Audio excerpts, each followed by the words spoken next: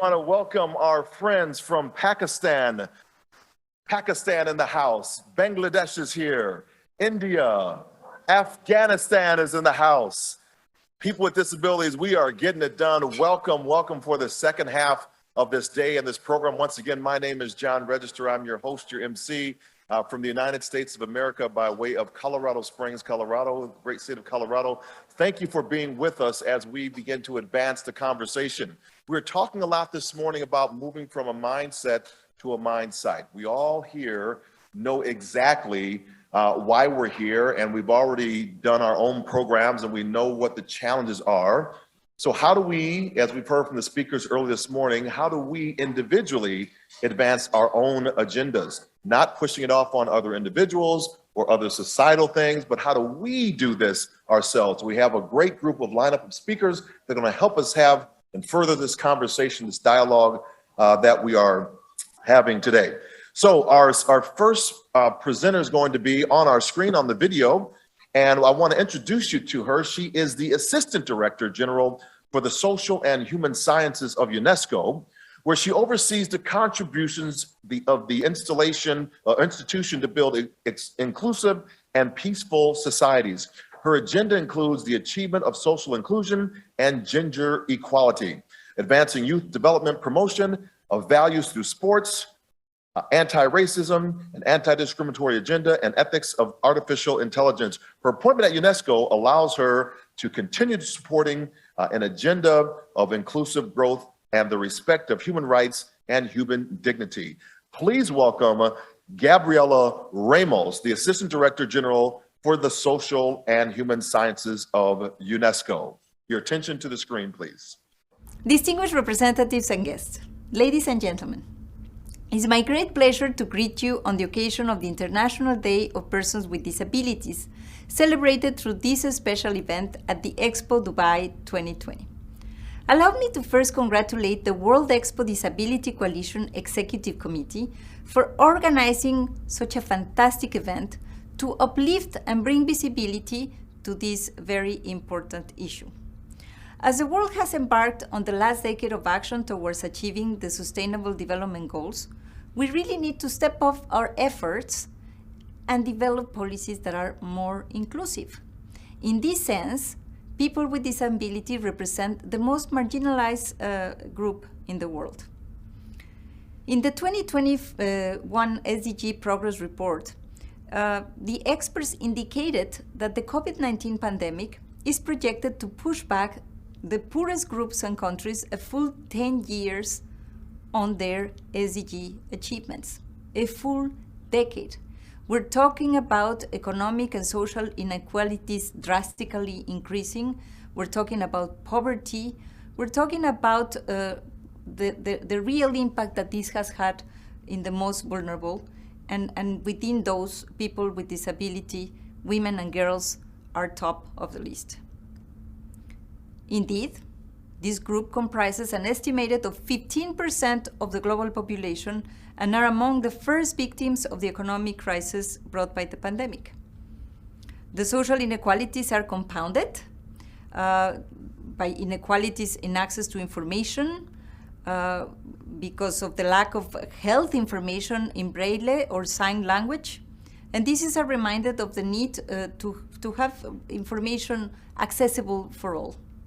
Ensuring inclusion and equality for persons with disability concerns all of us, all members of societies, from everyday individuals that can support the people we know, the people we can care about, to national and international leaders, from an economic standpoint to a moral obligation to ensure the preservation of human rights. It was difficult for all of us, the pandemic. For people with disabilities, it has been impossible. And that's why UNESCO is committed to develop agendas that will push for the inclusion of people with disabilities. And of course, we need first to ensure the fulfillment of the United Nations Conventions on the Rights of Persons with Disabilities. This month marks 15 years since this convention was adopted. But the journey to equality is really far from over. The duty bearers must elaborate and implement effective legislation and inclusive policies and programs. And we need also to build institutional and human capacities and continuously raise public awareness. Faithful to our mandate, we're also committed to deliver inclusive education, as our 2020 landmark Global Education Monitoring Report said. All means all. And we're firmly committed to shift social norms and mindsets by deconstructing the disability-based stigma and discrimination that still pervade our societies, perpetuating exclusion and violence. And in these regards, women and girls with disabilities should really have a special attention due to the intersectional discrimination that they confront. UNESCO is also stepping up its action against racism and discrimination. We launched the Global Forum Against Racism and Discrimination and a roadmap that was really mandated by our member states who have really joined forces against this ill. Our members indeed adopted the Global Call Against Racism and have asked UNESCO to put these issues all across our programs. We actually recently also were proud by our members approving the recommendations on the ethics of artificial intelligence, which is a landmark, a real instrument to push for reducing the inequalities that are being open in the digital world. Moreover, UNESCO has set up an intersectoral task team for disability and inclusion and rights to really address all of these issues in a way that delivers better policies and better outcomes. This global platform will ensure effective implementation of the accountability framework for all UN agencies in this important issue. And UNESCO will also be attentive to the deliberations during the next Global Disability Summit that Norway and Ghana will be co-hosting in February 2022. The Intersectoral Task Team has also mandated, in collaboration with the United Nations Partnerships on the Rights of Persons with Disability, to conduct a strategic mapping of programs and frameworks within our institution and worldwide as an opportunity to gain insights on current programmatic interventions regarding disability inclusion.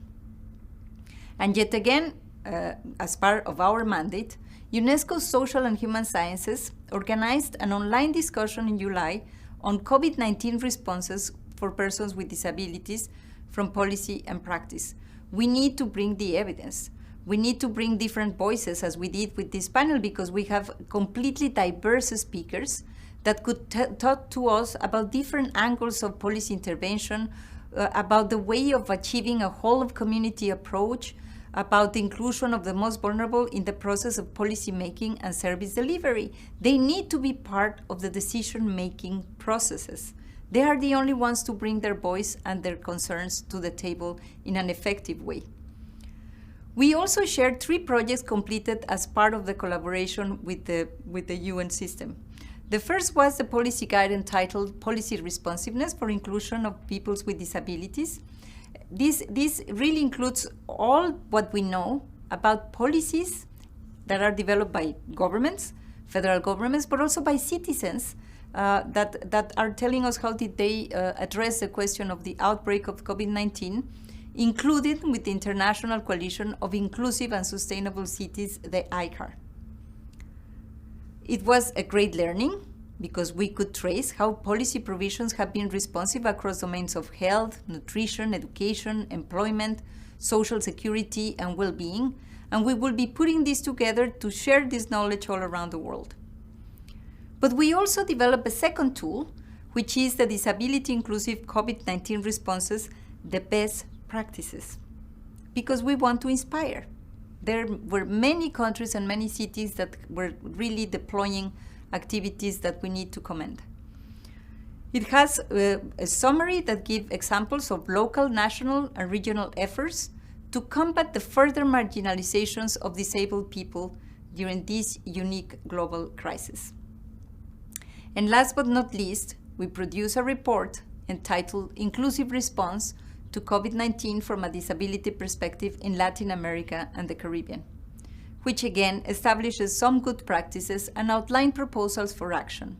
And so we will be next year, as of next year, piloting this tool to make change on the ground. And let us not forget that to make provisions for accessibility and other disability-related support, we need data, we need evidence, we need records to know how people are faring in their lives. And one of the major barriers is accurately addressing disability inclusion in development and humanitarian context, because we lack disability-related data and its disaggregation. How can we address it if we don't have a good picture to start with? Unfortunately, we don't really have the information that we need, and therefore I call upon partner institutions, cities, and governments to develop frameworks for data disaggregation in order to better address the situation for persons with disabilities, and actually to mark how successful we have been and how much change we have brought with the evidence.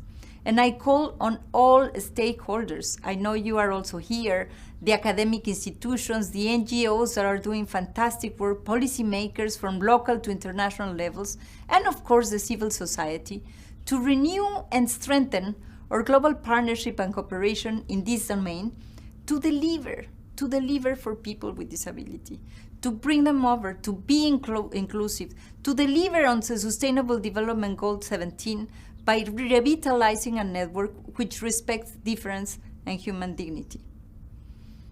I quote the UNESCO Director General's Audrey Azoulay's message on this International Day. On a daily basis, through its action, UNESCO not only makes it possible to inform public education policies by establishing global reference data, but also to advance mentalities, to erase the prejudices that still permeate our societies. In this respect, girls and women with disability must be given special attention, but all people with disability deserves our respect, deserves our support. The Secretary General of the United Nations echoed the motto of the UN Convention on the Rights of Persons with Disability, stating that persons with disability and their representative organizations worldwide are taking action to realize the call. Nothing about us without us. May we advance these efforts of equality by uplifting the voices of persons with disability, relying on their expertise to guide us to a more just society that ensures inclusion for all.